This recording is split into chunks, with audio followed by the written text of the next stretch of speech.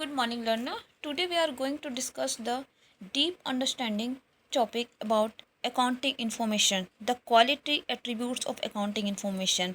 मैं पिछले वीडियो में भी आप लोगों को रियल लाइफ एग्जांपल कनेक्ट करके पढ़ाई हूँ, आप लोग जाके देखिए। और बहुत डीप कंसेप्ट स्टार्ट की हूँ पढ़ाना, आप लोग उसको देखिए। और हाँ, मैं यहाँ पे आप लोगों को रियल लाइफ एग्जांपल कनेक्ट करके पढ़ाती हूँ। मोटिव बस यही है, आप लोग रटो नहीं, सीखो, जो मैं नोट्स भी प्रोवाइड कर रही हूँ। बिफोर स्टार्टिंग लेक्चर, हमारे इस चैनल से आप सिर्फ एग्ज़ाम में मार्क्स या डिग्री हासिल नहीं करोगे, या आपको आगे जितने भी commerce related PGT, TGT, KVS, UGC, net जितने भी एग्ज़ाम्स आएंगे, इसमें आपको बहुत हेल्प हो गई और सारे कंसेप्ट आपका इसमें क्लियर होगा। तो इस लेक्चर में हम लोग ये सारे चीज़ें पढ़ने वाले हैं। Qualitative attributes of accounting information, इसमें इंट्रोडक्शन पढ़ेंगे, मीनिंग, डेफिनेशन, नीड, इसका इंपॉर्टेंस पढ़ेंगे। Fundamental qualitative attributes of accounting information में दो पार्ट्स पढ़ेंगे, एक रेलिवेंस, एक faithful representation, and second enhance qualitative characteristics of accounting information में 4 पार्ट पढ़ेंगे। Comparability, verifiable, timeliness and understandable. बिल्कुल सारे चीज़ में एग्जाम्पल दे के पढ़ेंगे, जिससे आप लोगों को बिल्कुल अच्छे से समझ में आ जाए। ये आप लोग का थ्योरी पेपर का बहुत इंपॉर्टेंट कंसेप्ट है, जो सिर्फ 11th-12th में नहीं, आगे ही आप आगे भी जितनी भी सारी चीज़ें हैं, आप लोगों को ये कंसेप्ट हमेशा काम आएगा। तो चलिए स्टार्ट करते हैं। क्या है ये है qualitative characteristics attributes of accounting information. Before going to lecture, मैं आप लोगों से एक छोटा सा सवाल पूछ रही हूँ। बच्चों, मान लो आपको ऑनलाइन एक नया स्मार्टफोन या एक जोड़ी जूते खरीदने हैं। आप ऐप पर जाकर सबसे पहले क्या देखते हैं? आप बोलोगे मैम हम उसकी फ़ोटो देखते हैं, प्राइस देखते हैं, और सबसे ज़रूरी कस्टमर रिव्यू और रेटिंग्स देखते हैं। सही बात है, लेकिन सोचो, अगर उस जूते के रिव्यू में लिखा हो यह जूता बहुत अच्छा है, पर या ना लिखा हो कि वह किस ब्रांड का है, उसका साइज़ क्या है, या वो रिव्यू 5 साल पुराना हो, तो क्या आप उस जानकारी पर भरोसा करके जूता खरीदेंगे? आप बोलोगे नहीं मैम, वो जानकारी हमारे किसी काम की नहीं होगी। बिल्कुल वैसे ही जैसे एक गलत या अधूरी रेटिंग देखकर आप गलत सामान खरीद सकते हैं, ठीक वैसे ही बिजनेस की दुनिया में होता है। एक बिजनेस में कई लोग, जैसे बैंक, इन्वेस्टर, गवर्नमेंट, पैसा लगाने या फैसले लेने के लिए अकाउंटिंग इंफॉर्मेशन मीन्स लेखांकन जानकारी को देखते हैं। अगर वह अकाउंटिंग जानकारी सही, समझने लायक और भरोसेमंद नहीं होगी, तो वो लोग गलत फैसले ले लेंगे और डूब जाएंगे। इसलिए अकाउंटिंग इन्फॉर्मेशन में कुछ खास खूबियाँ या गुण, क्वालिटी, जिसको हम क्वालिटी कहते हैं, होनी चाहिए। इन्हीं गुणों को हम qualitative characteristics of accounting information कहते हैं। कुछ ऐसे क्वालिटी होनी चाहिए, ठीक है। ये हमने जो भी बताया ये डेफिनेशन है, ठीक है। अकाउंटिंग को हम लैंग्वेज ऑफ बिजनेस कहते हैं, because it provides financial information to different users. क्योंकि ये क्या हमें प्रोवाइड करती है? फाइनेंशियल इंफॉर्मेशन प्रोवाइड करती है यूजर्स को। किसको किसको? इन्वेस्टर को, मैनेजर को, क्रेडिटर को, bank, government authorities, employee, customer को। इसलिए अकाउंटिंग इन्फॉर्मेशन बहुत यूज़फुल है। ओनली इट पोजेंस सर्टेन क्वालिटीज़ भी ये रखती है अकाउंटिंग इन्फॉर्मेशन, कुछ ऐसे क्वालिटीज़ है, ठीक है। लेकिन केवल जानकारी देना ही पर्याप्त नहीं है। यदि वह जानकारी सही, उपयोगी, विश्वसनीय और समझने योग्य नहीं होगी, तो उसके आधार पर लिया गया निर्णय भी गलत हो सकता है। इसी कारण लेखांकन सूचना है जो कुछ विशेष गुण होने चाहिए। इन्हीं गुणों को लेखांकन सूचना की गुणवत्ता विशेषताएं, जैसे qualitative characteristics of accounting information कहा जाता है। मैं कुछ एक रियल लाइफ एग्जांपल दे रही हूँ नेक्स्ट पेज में।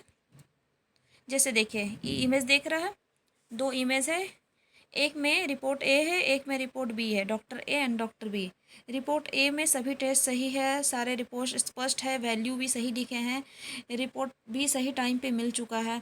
रिपोर्ट बी में कुछ टेस्ट गायब है, कई मान गलत है, रिपोर्ट समझ में नहीं आ रही है, 15 दिन बाद मिली है। आप किस रिपोर्ट पर भरोसा करेंगे?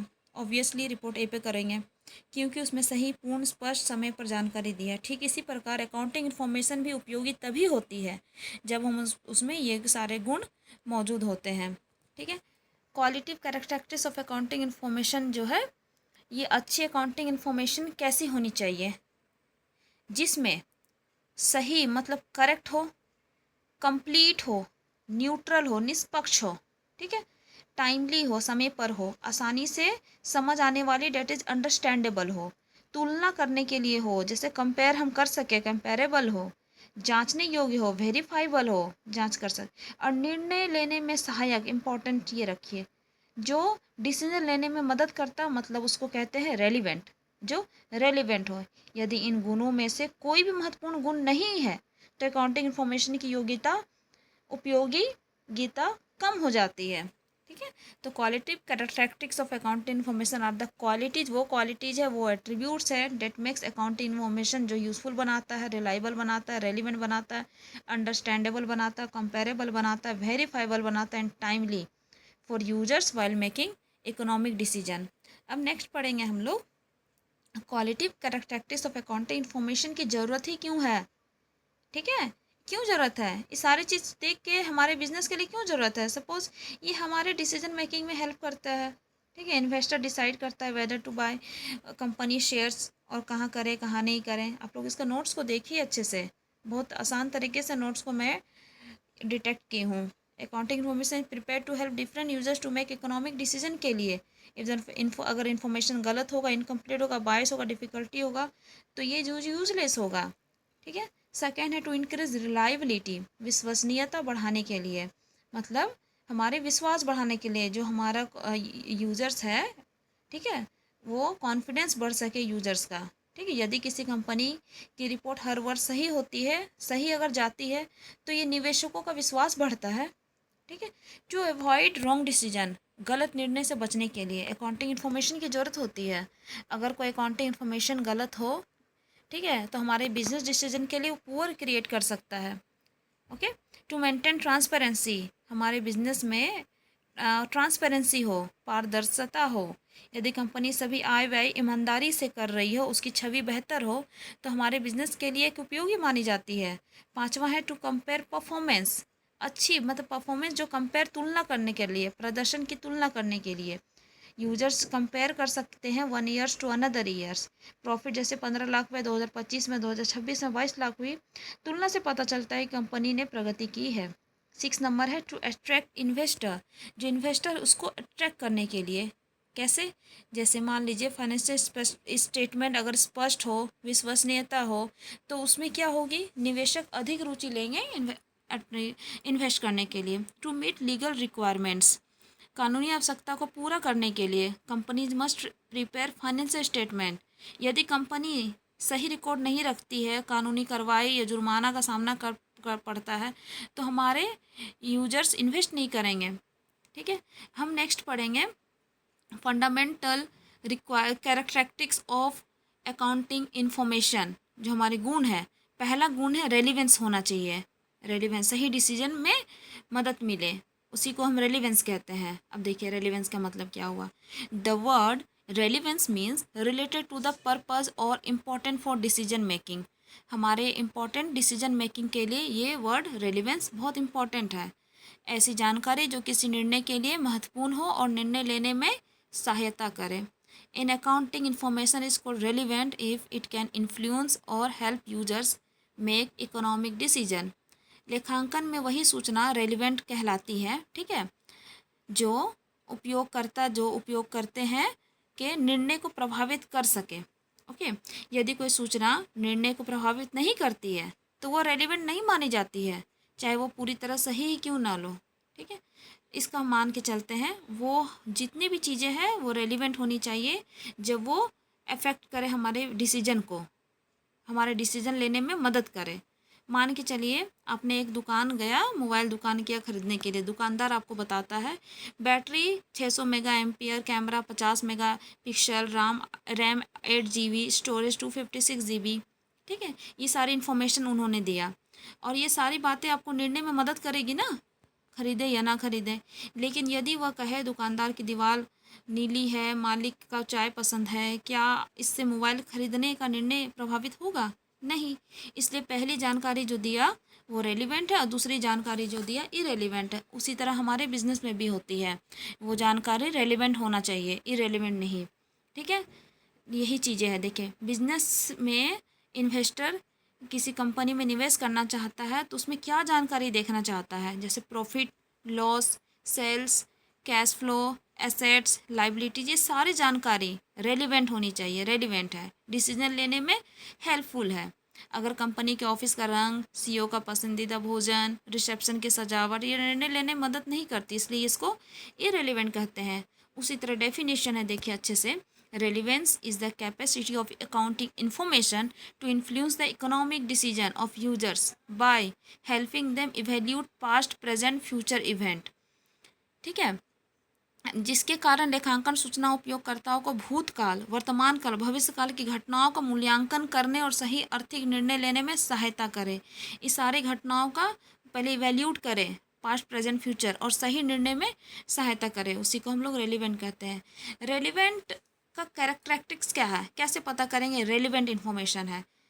तब पता करेंगे जब वह निर्णय लेने में सहायता करे, तो हम समझेंगे रेलिवेंट इन्फॉर्मेशन है। भविष्य का अनुमान लगाने में मदद करे, भविष्य में क्या है उसका अनुमान लगा सके, पुराने निर्णयों का मूल्यांकन इवैल्यूएट कर सके, जो हम पुराने डिसीजन लिए हैं उसमें मदद करे, और उपयोगकर्ता के निर्णय में प्रभावित कर सके, जो उपयोगकर्ता है यूजर से, उसको निर्णय लेने में उसको अफेक्ट कर सके। कंपोनेंट्स ऑफ रेलिवेंस, रेलिवेंस के कुछ तत्व है जिस पे वो आधारित है। रेलिवेंस किस चीज़ पे है, मुख्य तत्व क्या है? जैसे रेलिवेंस के तीन मुख्य, जैसे प्रिडिक्टिव वैल्यू, रेलिवेंट किसके आधार पे है? मुख्य जो डिसीजन हम लोग लेते हैं किसके आधार पे? प्रिडिक्टिव वैल्यू मीन्स पूर्वानुमान वैल्यू, जो जो आगे का अनुमान लगा सके भविष्य में। कन्फर्मेटरी वैल्यू मीन्स पुष्टिकरण कर सके उस बात पे, उस चीज़ों पे, डिसीजन पे। मटेरियलिटी, महत्वपूर्णता हो, कोई भी चीज़ हो तो उसमें महत्वपूर्णता हो, ये सारी किसी मिलकर सूचना को वास्तव में रेलिवेंट बनाते हैं, इस सारी चीज़ों को मिला के। ठीक है, एग्जाम ट्रिक ये है, R equal to right decision, relevant information equal to right decision. अगर रेलिवेंट इन्फॉर्मेशन है तो डिसीजन भी राइट होंगे ना। Second fundamental characteristics of qualitative information क्या है? फेथफुल रिप्रेजेंटेशन होनी चाहिए, ये गुण, सेकेंड क्वालिटी क्या होनी चाहिए? Faithful representation. Faithful representation means accounting information should represent the economic reality of a business truthful, completely and without बाइस। ठीक है, कि लेखांकन सूचना व्यवसाय की वास्तविक आर्थिक स्थिति को सही, पूर्ण और निष्पक्ष रूप से प्रस्तुत करें। सही भी हो और कंप्लीट भी हो और निष्पक्ष, विथआउट बाइस रूप से प्रस्तुत करें। इसमें ना तो अच्छी बातों को बढ़ा चढ़ाकर दिखाया जाए और ना ही बुरी बातों को छिपाया जाए। फेथफुल रिप्रेजेंटेशन यही है, वो अच्छी बात भी जो एग्जैक्ट है सो एग्जैक्ट है, जो चीज़ें हैं वही दिखाया जाए। ठीक है, faithful representation means accounting information completely, neutrally and accurately represent the economic events of a business। जैसे मान लीजिए किसी छात्र के मार्क्स मैथमेटिक्स में 52 आए और साइंस में 48 आए, लेकिन रिपोर्ट कार्ड में लिख दिया गया मैथमेटिक्स में 95 एंड साइंस में 92। ठीक है, क्या ये सही रिपोर्ट है? नहीं। क्यों?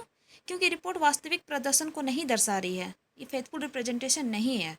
ठीक है, तो फेथफुल रिप्रेजेंटेशन की कंपोनेंट्स हैं, इसके तत्व हैं कुछ कुछ, क्या होनी चाहिए इसमें? फेथफुल रिप्रेजेंटेशन कैसी होनी चाहिए? कंप्लीटनेस, न्यूट्रलिटी और free from material error. Completeness means all important information should be included, सारी इन्फॉर्मेशन है वो होना चाहिए उसके अंदर। Nothing important should be omitted, कोई भी इन्फॉर्मेशन है वो इम्पॉर्टेंट जो भी है वो छूटा हुआ नहीं होना चाहिए। न्यूट्रलिटी होना चाहिए, निष्पक्षता होना चाहिए। इट मीन्स अकाउंटिंग इन्फॉर्मेशन जो है should be free from bias, free from bias होना चाहिए। ठीक है, निष्पक्ष होना चाहिए। इट शुड आइदर फेवर, या तो वो फेवर में हो, या harm any person, nor harm, कोई भी पर्सन को हार्म नहीं कर सके, निष्पक्ष होना चाहिए। And free from material error, महत्वपूर्ण त्रुटियों के मुक्त होना चाहिए। Accounting information should not contain material error. ठीक है, and can affect user decision, user decision को अफेक्ट कर सके। Small mistakes may happen but major mistakes should not exist.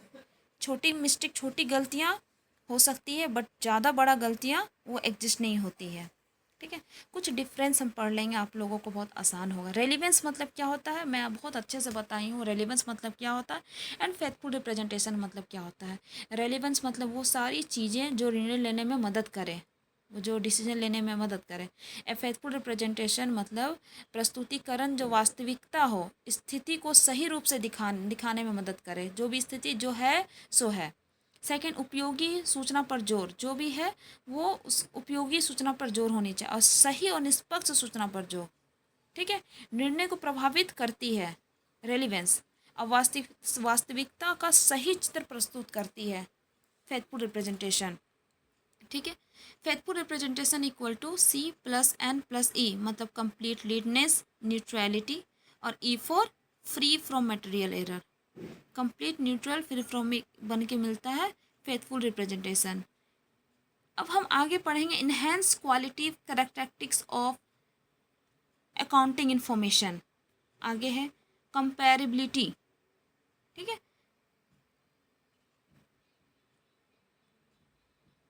एक second,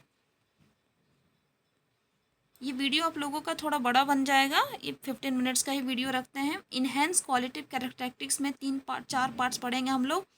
comparability, understandability, okay, verifiability, ठीक है, एंड टाइम लाइनेस, ये पढ़ेंगे। नेक्स्ट वीडियो के लिए आप लोग रेडी रहिएगा। बहुत अच्छे से, बहुत क्लियर डाउट करके आप लोगों को पढ़ा रही हूँ। अगर आप लोग को कोई भी डाउट है, आप लोग कमेंट बॉक्स में कमेंट कीजिए, और प्लीज़ इस वीडियो को शेयर कीजिए। अगर कोई किसी को जानकारी लेना है, शेयर कीजिए, सब्सक्राइब कीजिए, लाइक्स कीजिए। Thank you so much student.